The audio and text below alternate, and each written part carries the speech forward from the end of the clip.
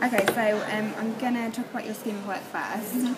Your layout and headings, I thought they were all appropriate. There was clear titles with explanations of what was included in each, because I like the fact that you had like a question kind of underneath it. You included maths and English, which is good, but I would say to improve for your functional skills, maybe include ICT. Okay.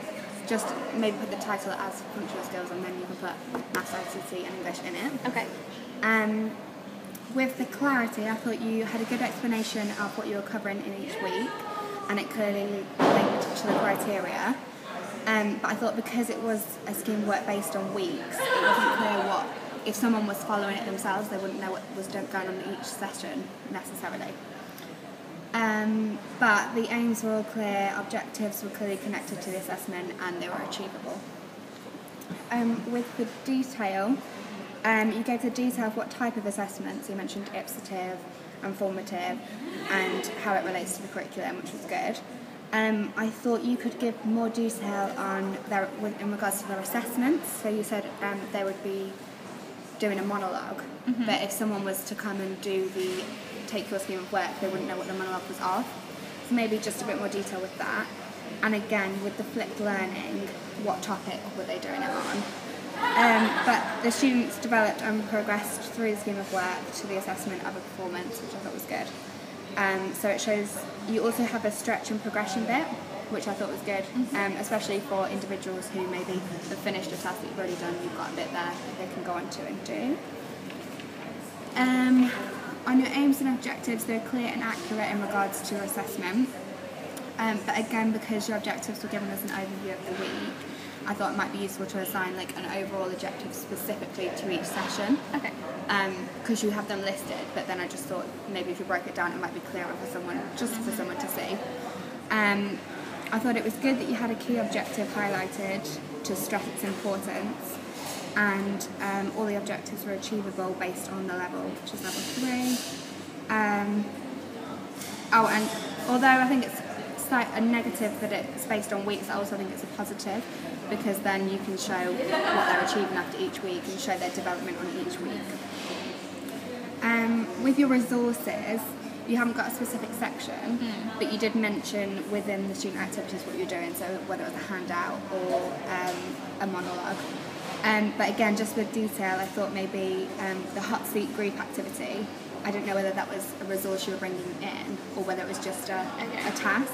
So I thought it could be given in more detail. What was it being used to do? Yeah. And again, the same with the handout. What was the handout on? What was the title of it or something like that? Your assessments were clearly connected to the objectives. They're appropriate and content for the content and the learners.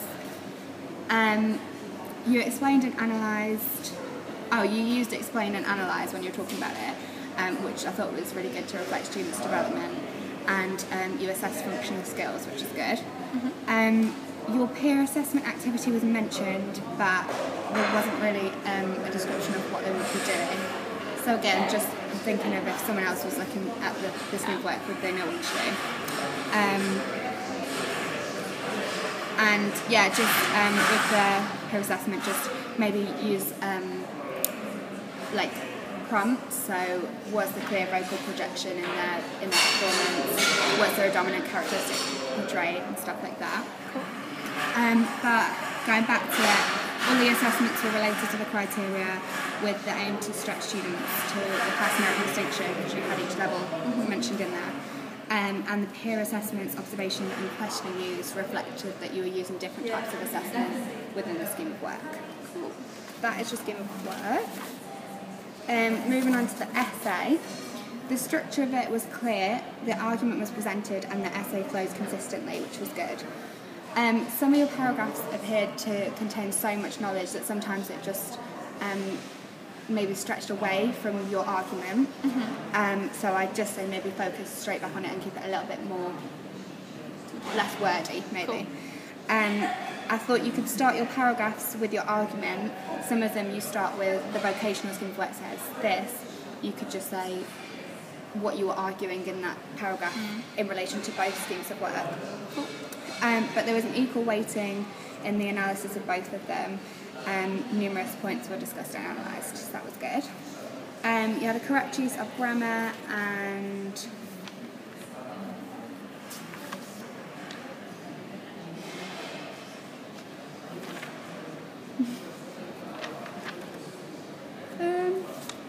here we go. Spelling.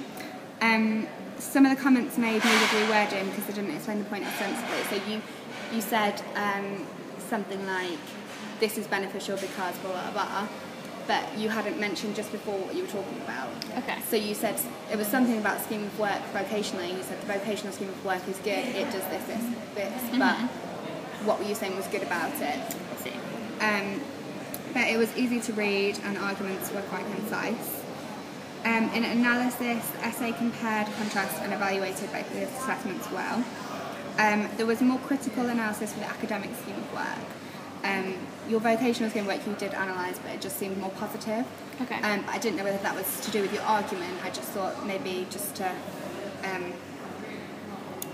criticise both. You had a clear distinguish between the two schemes of work and why they would be different, so because one's academic, one's vocational.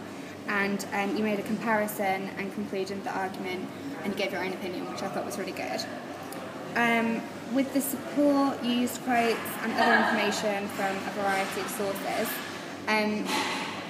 Because it was used to reiterate your arguments, it was good, but some of your terminology, which was used, could have been explained using the direct source. So, because you said Tomlinson cited via Wilbur, and I know sometimes it's hard to find the right person, but it just, I thought it would have been better maybe. Cool. Your references were appropriate and your theories such as a constructive alignment were addressed. So when you were talking about it, you directed it straight to Biggs, which I think was good. With the consistency, it remained throughout the essay, with the argument being reinstated throughout, which I thought was good. I thought you could make a conclusion at the end of each paragraph just to reiterate the point a bit more. Okay. But all of the points were evaluated and compared, and evidence was provided to support your argument, so it was quite good and consistent. And then in regards to the rationale, you had clear aims as to why you were choosing the assessment in regards to the students. Like you said, it was an observation because it's in performing arts, for example. You said that there was a variation in assignments. I just thought maybe you could link it back to the theory, so why have you done that? Why is that good? And again, you said observations may be used due to the style of the course, so just think why is that good, because it's vocational, so maybe you might need to, you said ipsative and that's because it's a vocational course as well, so maybe just link it back.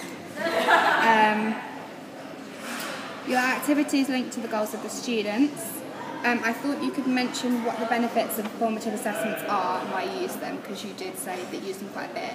I just thought maybe it would be good to say why it's a beneficial type of assessment. But you did mention the benefits of a peer assessment and why you chose it, so I thought that was good.